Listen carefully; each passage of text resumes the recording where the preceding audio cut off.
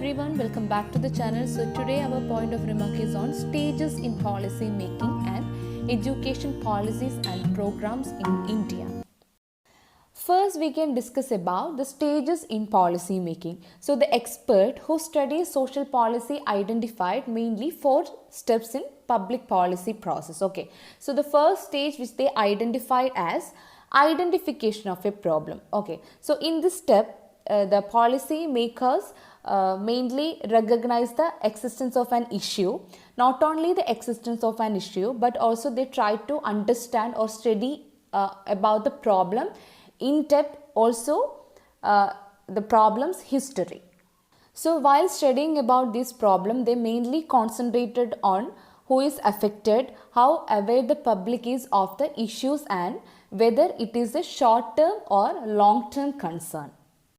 Step 2 of the policy making is the formation of a policy chain to solve the problem. Okay, so in this step, the social policy process is usually marked by discussion and debate between governmental official, interest groups and individual citizens over how best to address the issue. Okay, so the general purpose of this step is to set clear goals and list a step to achieve them.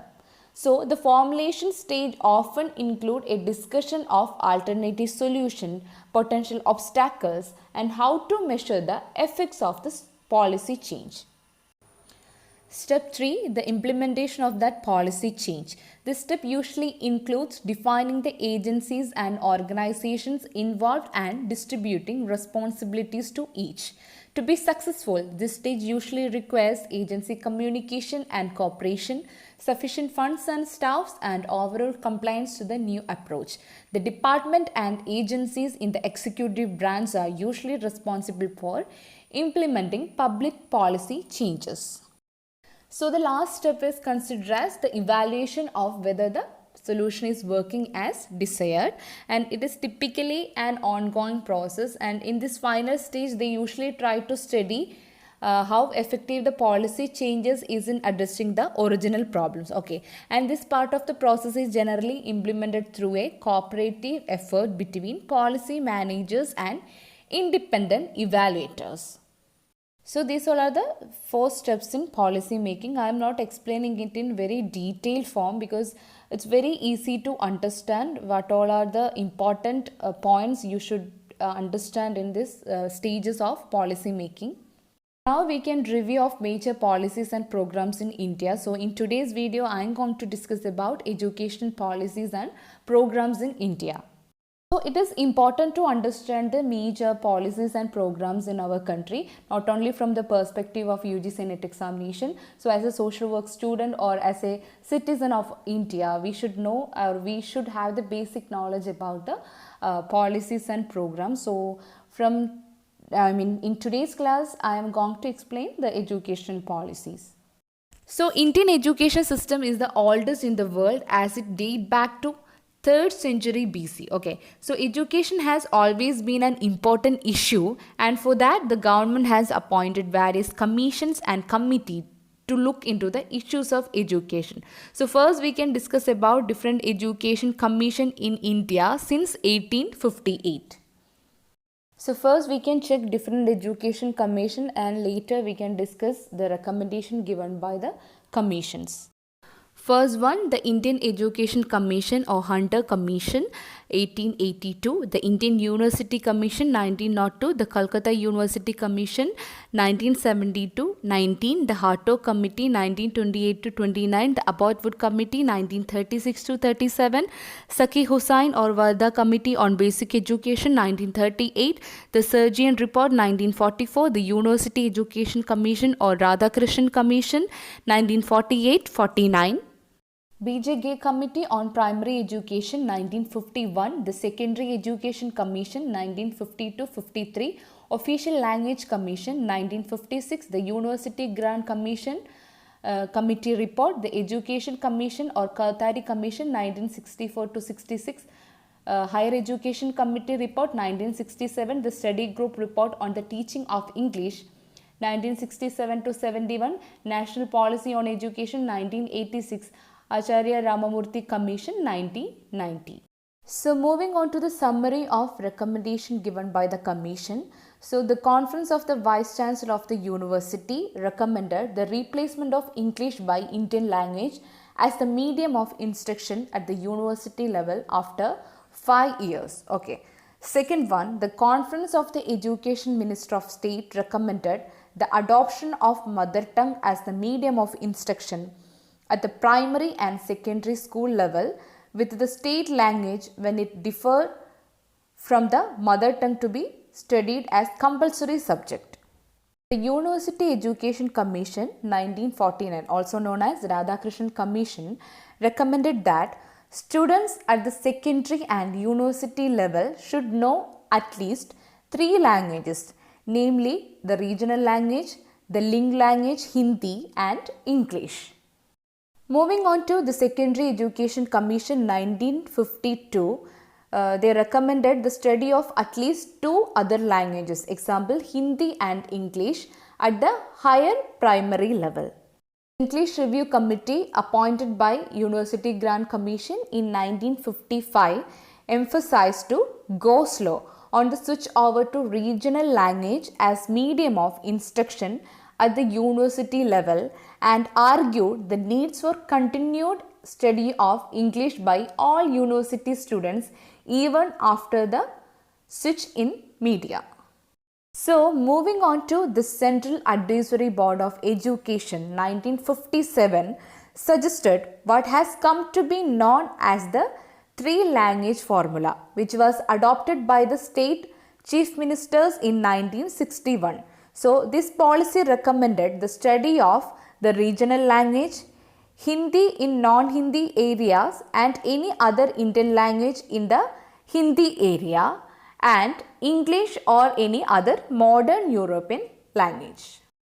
So moving on to the Educational Commission, also known as Kothari Commission. So they looked into the problems faced by the state in implementing the 3-language formula, and they recommended a modified version, and now it is generally accepted and it is a language policy currently in force in most of India.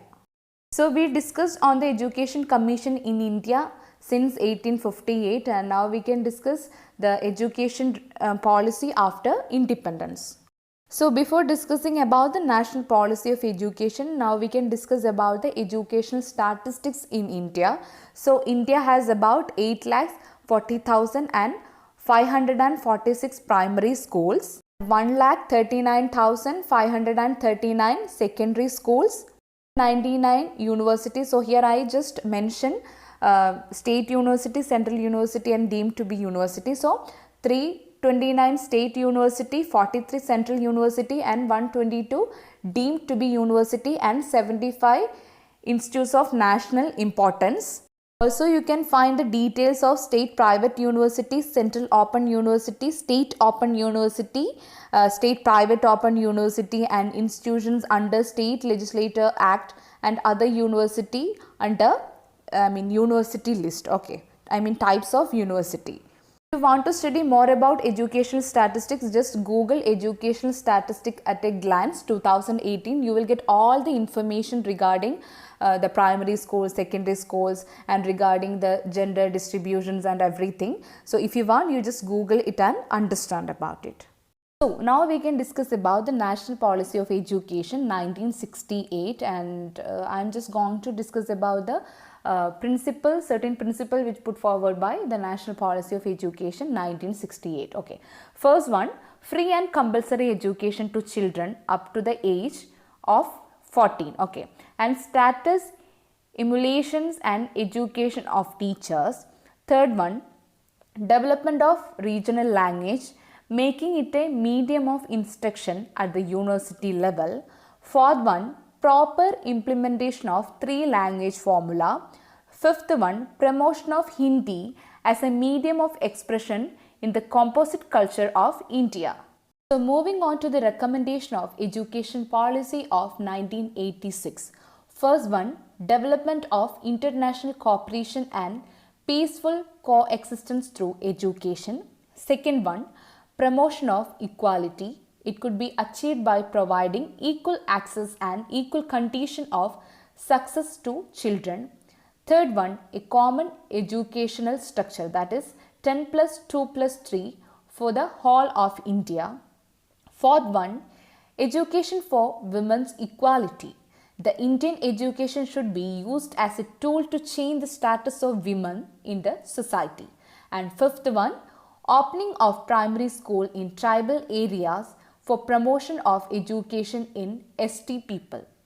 Sixth one, development of curriculum and study material in the language of tribal people. Seventh one, adult education. It is the initiation of National Literacy Mission. It is mainly for teaching illiterate people of age group 15 to 35 and making them aware of the day-to-day realities of their surrounding.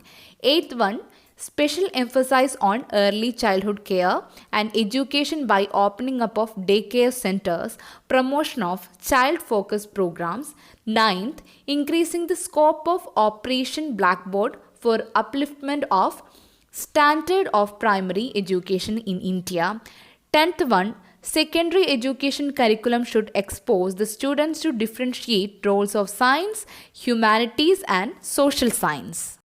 Next one, redesigning of courses of higher education to meet the increasing demand of professionalism, providing enhanced support to the research work in universities, effort to relate ancient Indian knowledge with the contemporary reality, setting up of open universities and distance learning centers to promote the goals of education as a lifelong process, multiple task performance for teachers such as teaching, research, development of learning resource materials, extension and management of the institution.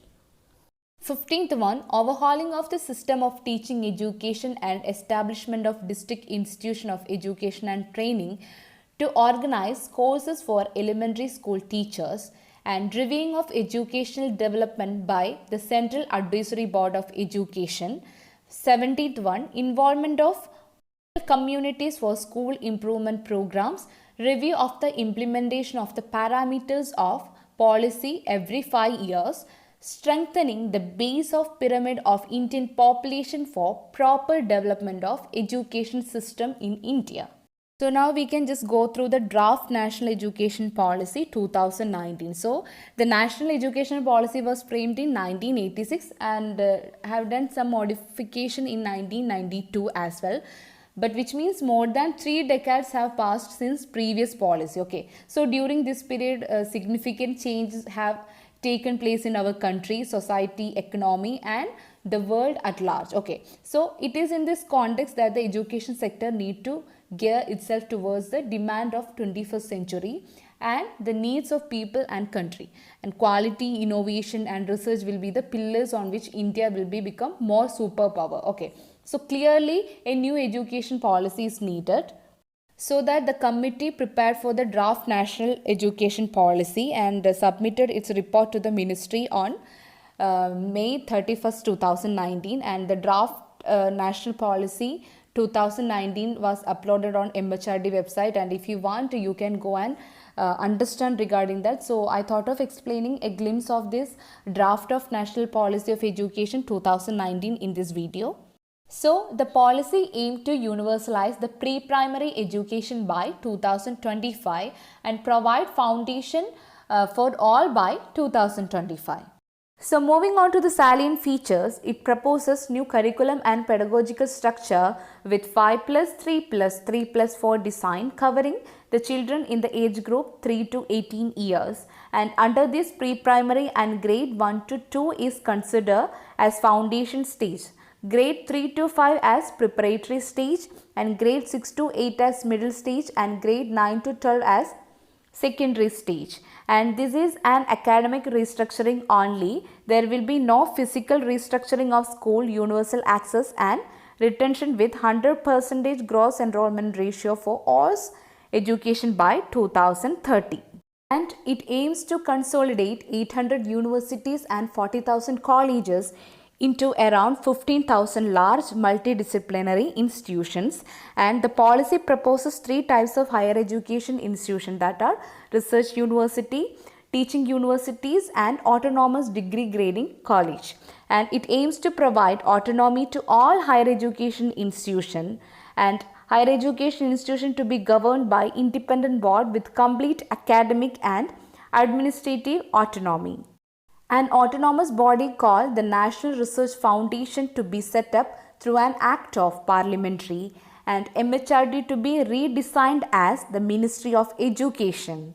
And last one, increase in public investment by the central and state government to 20% of overall public expenditure over a 10-year period. So these all are about the national education policies in India. So for the next class, I will discuss about policies and programs on health. And if you like the content, please subscribe and share and like. So if you have any doubt, you can comment below this video, or else you can mail me on my mail ID. I will give my mail ID in my description box. So thank you so much for watching my video. Thank you.